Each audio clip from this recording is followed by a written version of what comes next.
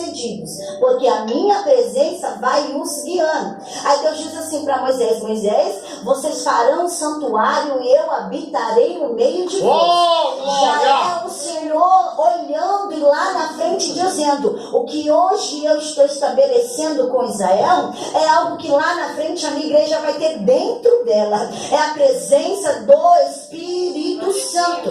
Então Moisés recebe essa ordenança. E qual é a ordenança? Estabeleça, faça um santuário, porque eu estou decidido a habitar no meio do meu povo, a fazer morada no meio do meu povo. Então na vida do cristão não tem como o Espírito Santo vir fazer visita. Na vida do cristão o Espírito Santo vem fazer morada. Ele vem ficar fixo. Então o texto começa relatando que em toda a trajetória de Israel a presença do Senhor está orientando este povo. Este povo vai avançando, esse povo vai conquistando. A Bíblia diz que há batalhas que esse povo precisa guerrear, e este povo ganha a batalha sem carregar instrumento na mão, sem carregar espada na mão. E qual era o segredo de Israel? Se conquistava território, se conquistava a terra do inimigo, e nem tinha um exército formado ainda. A Bíblia diz que Israel alcançava a vitória porque carregava a presença do Senhor. É a presença do Senhor que ia diante daquele povo. Aquele povo não se garantia pela força do braço, aquele povo não se garantia pela oratória que tinha, não. Aquele povo era direcionado pela palavra do Senhor, e era a presença do Senhor que gabilitava aquele povo. Então, gabilitado pelo Senhor, aquele povo avançava, conquistava, ia avançando cada vez mais e mais. Porém, a Bíblia diz que quando esse povo, que tinha respaldo de Deus, que era gabaritado por Deus, quando esse povo desobedecia, a Bíblia diz que aquele povo perdia as batalhas mais inúteis. Qualquer adversário conseguia destronar aquele povo. Quando não tinha obediência, o povo perecia. Quando o povo não observava os preceitos do Senhor, eles eram derrotados. A Bíblia diz que Israel vai chegar um tempo que vai estar numa letargia, numa apostasia, num abandono da fé tão grande, que quem era responsável por cuidar das coisas de Deus fica sentado numa cadeira, cruza os braços e não quer mais saber de nada. A Bíblia diz que chega um momento na cidade do Senhor, que agora o povo vai ao templo, e quando chega na porta do templo, encontra os filhos do sacerdote aprontando, adulterando, fornicando, me permita a expressão, transando na porta do templo. Então olha só como está a situação deste povo que tem a palavra do Senhor, este povo que carrega a palavra do Senhor, este povo que transmite a presença do Senhor. Agora é um povo que está vivendo em pecado. Agora é um povo que dá na cabeça, vai e faz de qualquer jeito.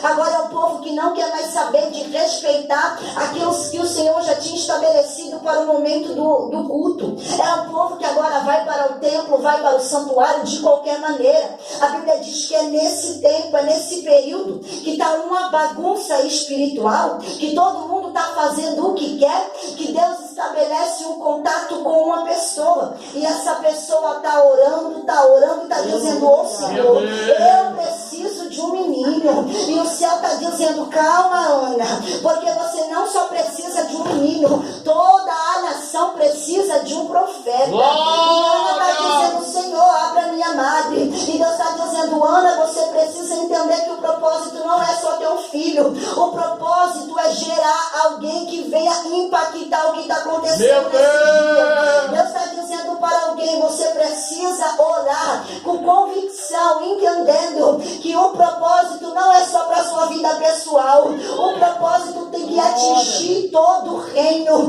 Para de ser egoísta, para de ser mesquinho, para de fazer essas orações pensando só no teu umbigo, só na tua casa. Deus está dizendo: quando você entender que o reino de Deus ainda é maior que as tuas prioridades, quando você perceber que as coisas de Deus ainda é mais importante, você vai modificar essa oração e você vai dizer: Senhor, faça conforme a tua vontade. Se isso for para glorificar o teu nome, faça. Se isso for para que o reino continue avançando, que assim o Senhor faça.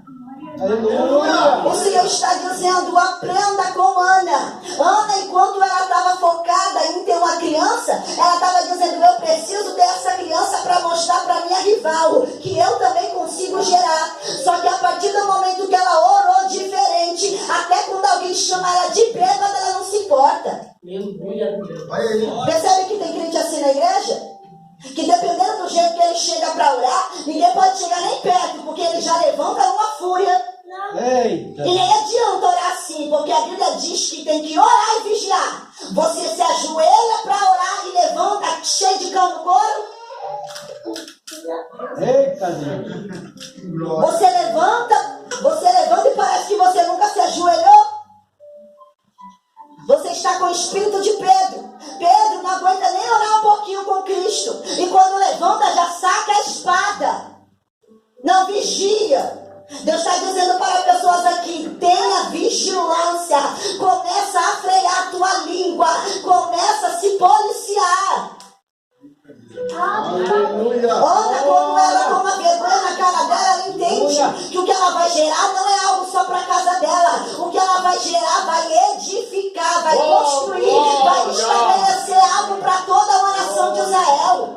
Então agora, quando Ana entende o propósito, a Bíblia diz que Deus abre a madre dela. E ela diz, Senhor, eu pedi, mas a partir de agora eu vou depositar, eu vou entregar, o menino não ficará comigo. Após ser desmamado, o menino vai ficar na tua casa. O menino vai ser sacerdote, o menino vai ser profeta, o menino vai ser juiz. Por quê? Porque alguém um dia modificou a oração. A Bíblia diz que quando o menino é entregue, é colocado ali no templo, você pensa que Ana não recebeu palpites? Se nos nossos dias a gente fofoqueira, imagina naquele tempo. Você acha que não apareceu uma mãe e disse para Ana, Ana, você tá maluca? Ana, você é doida? Você não sabe o que está acontecendo lá dentro do templo? Você não sabe o que está se fazendo lá dentro? Olha, os filhos de Eli, Ofni e Finéias são prostitutos, defraudadores, roubam as ofertas e você vai colocar o teu menininho, a tua criança lá dentro, Ana.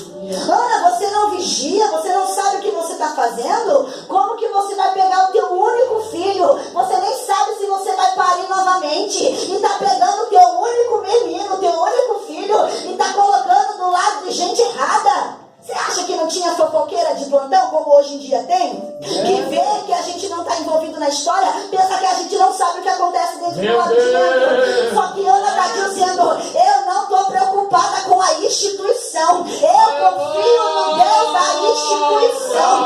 Ana não está preocupada se quem está na instituição está roubando. Ana não está preocupada se quem está na instituição está aprontando, está fornicando, adulterando. Não, não.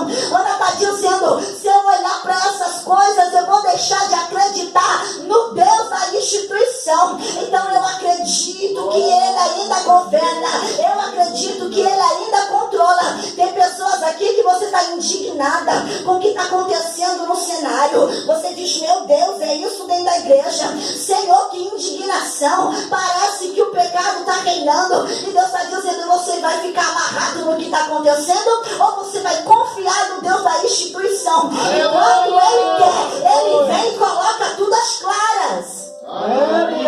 Se a gente for ficar observando quem está aprontando, quem está pecando, quem está fazendo de errado, se a gente focar só nisso, a gente vai perdendo o céu.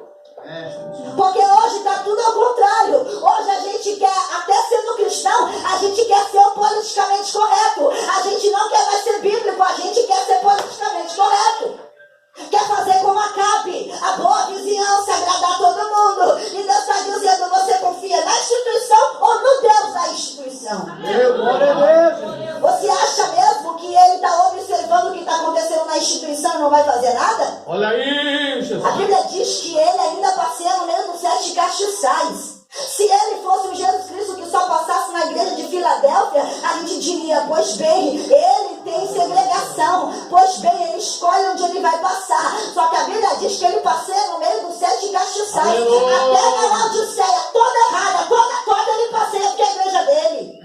E você enjoado dizendo, naquela no canto, naquela se me chamar no prego, e Deus está dizendo, você para de ser fresco, a igreja ainda é minha, aonde eu te mandar tu vai.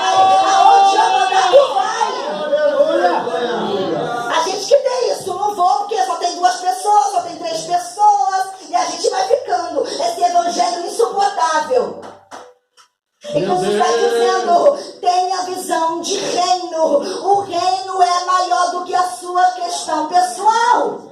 Quando Ana entendeu isso, ela depositou, ela colocou na presença do Senhor o seu menino. E a Bíblia diz que o menino vai crescendo, vai ganhando destaque do lado de gente terrível, do lado de gente que só vivia para fazer o errado, do lado de gente que tinha prazer em pecar. E detalhe, a Bíblia diz que tanto Samuel quanto os filhos de Eli, eles vão crescer num ambiente que tem a arca.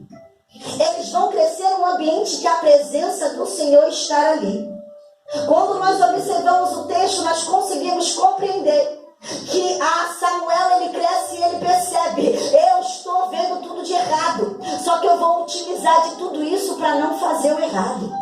Ele está do lado de gente que está contaminando o sagrado, que está profanando o sagrado. Mas ele está dizendo, eu tenho caráter. E um dia eu aprendi com a minha mãe Ana. O que você aprendeu? Eu aprendi a honrar com a minha palavra. A mamãe Ana disse que se Deus me dá um menino, eu entregarei o menino ao altar, ao templo. E quando o menino nasce, Ana cumpre a sua palavra. Então Samuel desde novo vai aprendendo a ter caráter, a honrar com a palavra dele. Quando você observa o texto bíblico, diz que nenhuma das palavras do profeta Samuel caía por terra. E essas palavras aqui não são só palavras proféticas, porque a gente quer espiritualizar tudo. Quando a Bíblia diz que nenhuma das palavras de Samuel caía por terra, a Bíblia está dizendo a palavra dele, enquanto homem, enquanto cidadão, não caía por terra. Aleluia, mano. Ele tinha caráter. Se ele comprasse alguma coisa e falasse dia 20 eu pago, dia 20 ele pagava. Meu Deus! Ele tinha caráter, ele tinha vergonha na cara. Se a liderança, se o pastor convocasse ele para abrir a igreja às 7 horas, 15 para 7 ele já estava abrindo a igreja. Meu Deus! Ele não tinha as desculpas que hoje em dia alguns têm de dizer a coisa virou lá em casa, já desconto na igreja.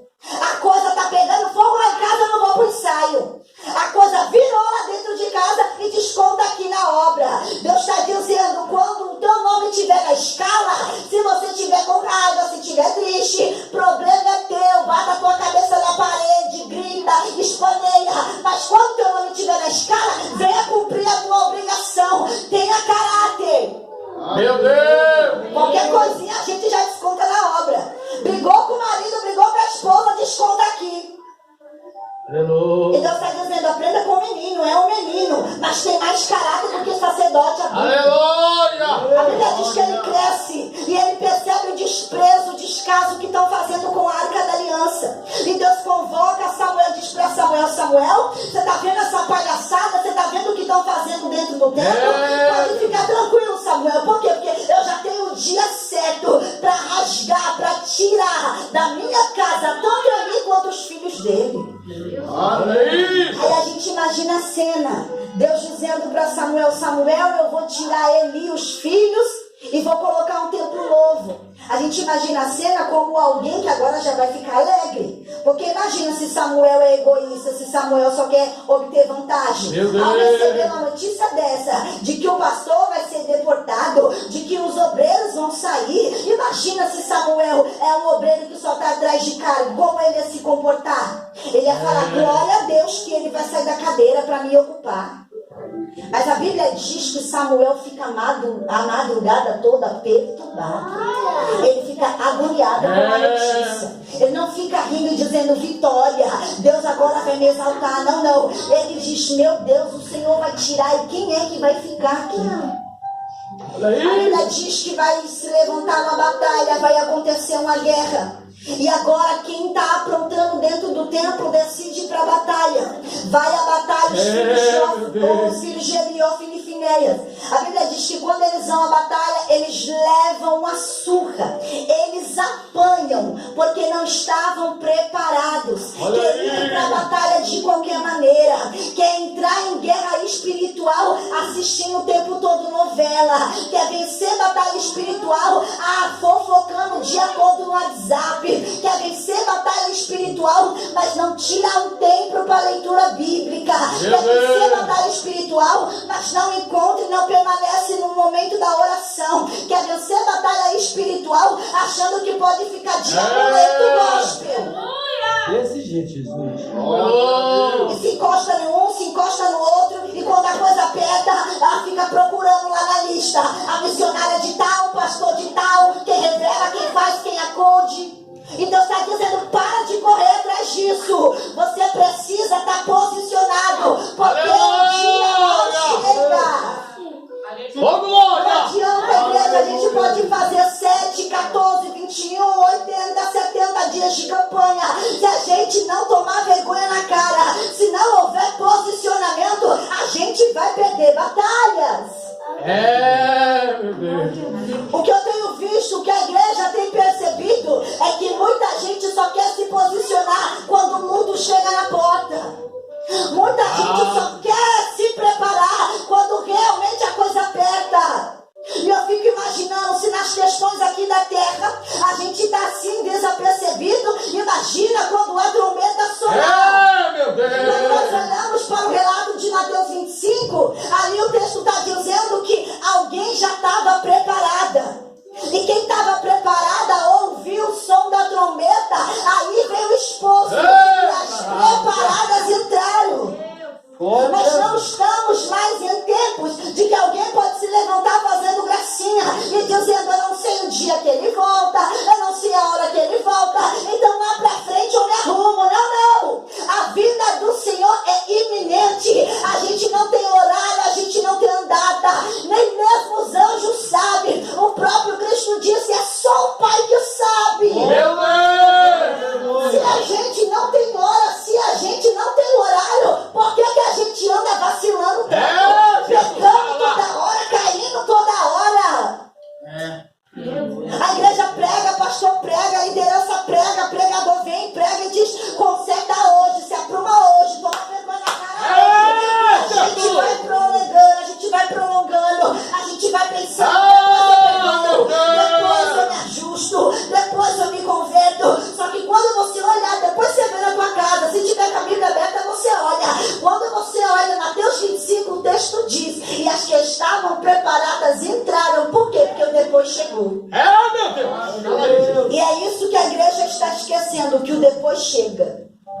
A gente diz, ora hoje, se conserta hoje, perdoa hoje, para de ir para motel com o amante hoje. A gente fala tudo isso, a gente, guiada pelo Espírito, fala tudo isso, e o cidadão vai dizendo depois. Depois. Ele vive o agora. Ele vive o culto. E depois ele continua pecando. Depois ele continua torto. Aleluia. A Bíblia diz que Samuel recebe a notícia. Os filhos vão à batalha. Ele fica sentado na cadeira. E enquanto ele está sentado na cadeira, está acontecendo uma batalha. Os filhos vão pela primeira vez e vão apanhar.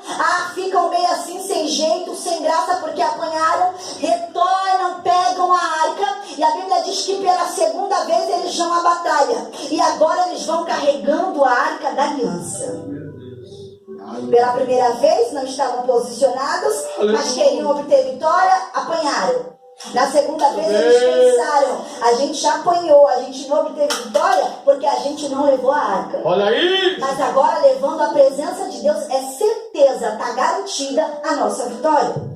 Só que o texto diz que enquanto eles estão na batalha, a arca está posicionada na batalha. O Senhor já tinha estabelecido algo, o Senhor já tinha dito, eu dei tempo para se arrepender, não quis se arrepender.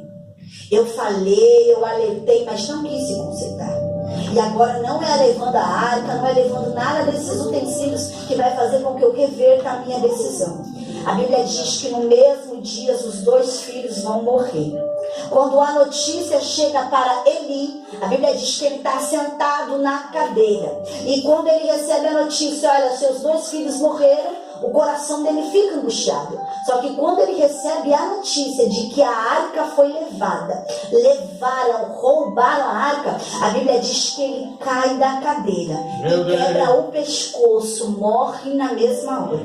Enquanto ele cai da cadeira, quebra o pescoço, morre na mesma hora, a Bíblia diz que uma das noras dele estava gestante. E alguém dá notícia para ela, olha, o seu cunhado morreu na batalha. Ela ela fica triste. Alguém dá notícia para ela: ó, o seu sogro também morreu, porque recebeu a notícia da morte. E ele acabou falecendo, caiu da cadeira e morreu. Só que quando alguém estabelece algo e diz para ela: o teu esposo morreu, só que pior que todas essas mortes, a arca foi levada. A Bíblia diz que aquela que estava grávida, que estava gestante, na mesma hora vai entrar em trabalho de parto. Quando ela recebe a notícia de que levaram a arca, a dor foi tão grande, o desespero foi tão grande, que ela vai dar à luz a criança ali na mesma hora. Meu Deus! E enquanto a criança está nascendo, as parteiras estão ali auxiliando, ela está desfalecendo, já está morrendo, ela estabelece algo e diz: eu estou indo embora, eu estou morrendo, mas eu vou levar comigo o quê? A tristeza da notícia de que a arca foi levada. Então coloca nessa criança, pode colocar nela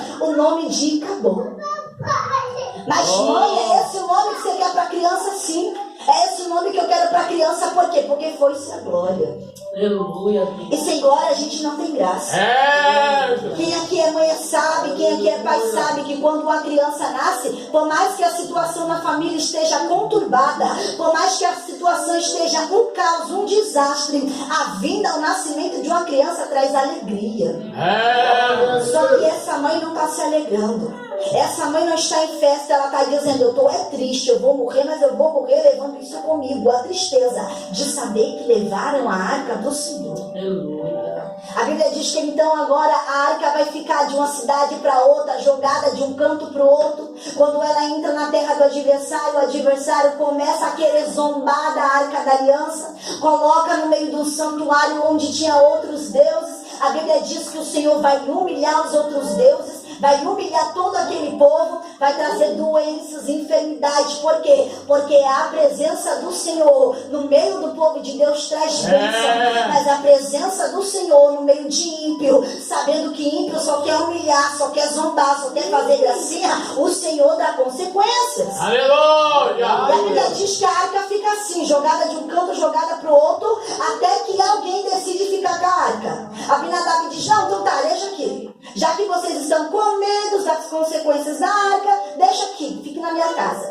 A Bíblia diz que tanto ele quanto os filhos ficam cuidando da arca. Só que chega um tempo, e você conhece muito bem a história do rei Davi, chega um tempo que aquele que tinha promessa agora não vai ficar só na promessa. O momento do cumprimento da promessa chega. E Davi agora vai ser ungido, vai ser aclamado rei. E a Bíblia diz que enquanto ele vai reinar, a preocupação dele no primeiro ofício, o primeiro pedido dele é: eu não quero coroa, eu não quero vestes, eu não quero capa, eu não quero trono. A primeira coisa que eu quero é trazer novamente a arca para Jerusalém. Aleluia! A arca já estava há muito tempo fora de Jerusalém. E enquanto Saul está reinando, Saul está dizendo: para que a arca se eu tenho os outros instrumentos?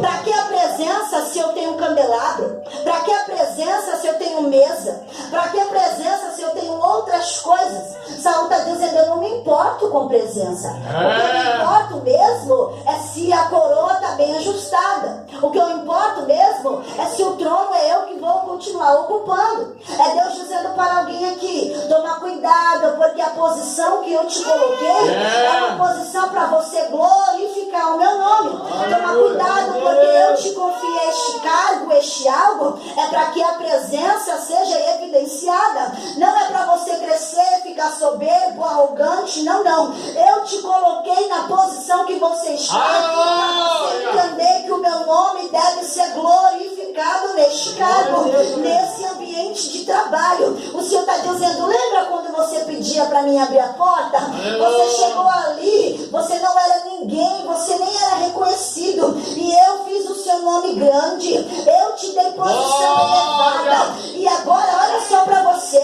Você diz: ninguém gosta de mim. Não é que ninguém gosta, é que você se tornou insuportável. Você diz: ai, ninguém vai com a minha cara. E você ainda diz: ai, são os invejosos. Invejosos nada, é que ninguém te suporta. Você se tornou alguém insuportável. Não dá para conviver nem no ambiente de trabalho, as pessoas estão te suportando.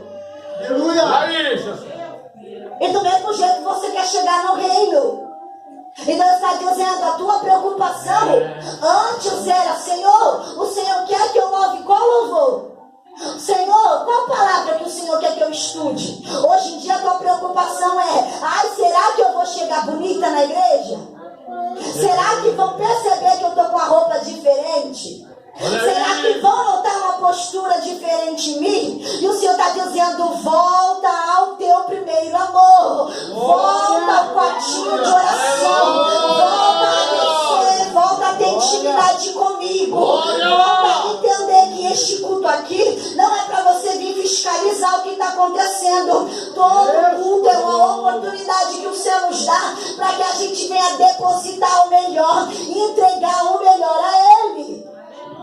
Então, quando nós observamos a trajetória da arca, nós conseguimos compreender que Saul não está nem aí. Saul não quer saber de presença se ele tem um trono. Só que quando Davi vai assumir, ele diz: eu não quero saber do trono, eu quero mesmo é a presença de Deus, porque eu consigo viver sem a coroa, eu consigo viver sem as vestes reais, mas eu não consigo, não suporto ficar um segundo sem a presença de Deus. Ele observa e ele diz: a minha casa está organizada, o palácio está organizado, mas aqui não tem templo para o Senhor, e outra, não tem a arca do Senhor. A gente vai ter que resolver isso. Aí a gente entra no verso que a gente leu.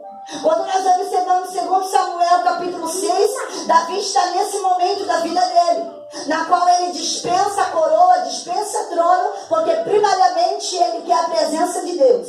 A Bíblia diz que ele convoca a cerca de 30 mil pessoas e ele estabelece algo. Ele diz: olha, vamos buscar a presença do Senhor, vamos resgatar a arca do Senhor que está na casa de Abinadab. Aí você leu comigo, eu fiz questão de ler até o verso 14 contigo. A Bíblia diz que ele vai alegre, ele vai emocionado, ele convoca a galera toda, a congregação toda, e chama cantor, e chama pregador, e chama presbítero, e chama pastor, e chama dirigente de círculo de oração, e chama a galera toda, e convoca todo mundo com todos os instrumentos, e eles vão festejando, vão alegrando-se, vão pulando, vão dançando, e vai na alegria toda, conduzindo aquele propósito de resgatar a arca da aliança.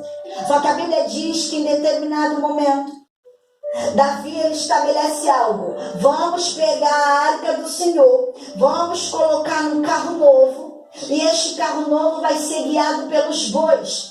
E sobre esse direcionamento, os filhos de Abinadab também vai ser conduzido a essa trajetória. Aí a Bíblia diz que enquanto está sendo essa trajetória elaborada, estão cantando, estão alegrando, estão festejando, a congregação está vibrando e está dizendo: olha que maravilha, a gente conseguiu trazer a arca novamente. A Bíblia diz que em determinado momento, os bois que estavam no carro conduzindo a arca da aliança começam a tropeçar. Olha isso! E a Bíblia diz que onde eles vão tropeçar é chamado de Eira de Nacon. Um pouquinho de geografia bíblica, quem entende Eira de Nacon sabe que a Eira de Nacon é um local totalmente plano, não tem uma pedrinha sequer. Eira de Nacon é o tipo de lugar que a gente vai rasgando porque não tem obstáculo, não tem empecilho. Então a pergunta é: por que agora vai ser parado, vai ser freado essa trajetória, sendo que nem pedrinha tem? Por que os bois estão tropeçando? A Bíblia diz: os bois começam a tropeçar, porque Davi está conduzindo a arca à maneira dele. Meu Deus! Davi está querendo trazer a arca para a casa dele, para o templo do Senhor, para a cidade dele, de qualquer maneira. Aí de repente o lugar que era plano, que não tinha uma pedrinha sequer, imagina o próprio Deus colocando o pé e os bois começando a tropeçar. E para você não fingir demência, nem ficar cochilando no culto, eu vou te mostrar o que significa isso. Porque na novela você não cochila, você não perde nem a cena picante. Mas na palavra você começa. Eu não sei que espírito é esse que pega o povo na hora da palavra. A Bíblia diz que o próprio Deus coloca o pé E o lugar que não tinha obstáculo agora começa a servir de tropeço para os bois. E enquanto os bois estão tropeçando, alguém vai tentar de maneira imprudente tocar na arca do Senhor.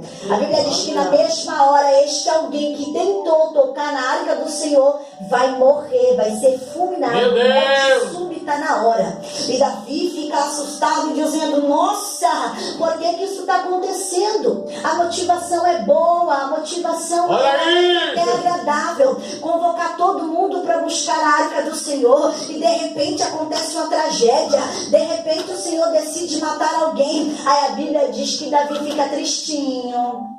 Não parece você? Não parece a mim? A gente está fazendo a coisa do jeito errado e quando o Senhor vem aqui puxar nossa orelha, a gente ainda fica de gracinha? A gente ainda fica de bico, beiçudo, dizendo: ah, Senhor. Não parece a gente? Isso, o texto bíblico ele é bom porque ele traz a atualidade da nossa vida. Ele não fica mofado, não. É totalmente veracidade o que está acontecendo no texto bíblico. Alguém já disse: pega a Bíblia e compara com o jornal de amanhã, você vai ver. Tudo que a Bíblia está relatando é algo atual.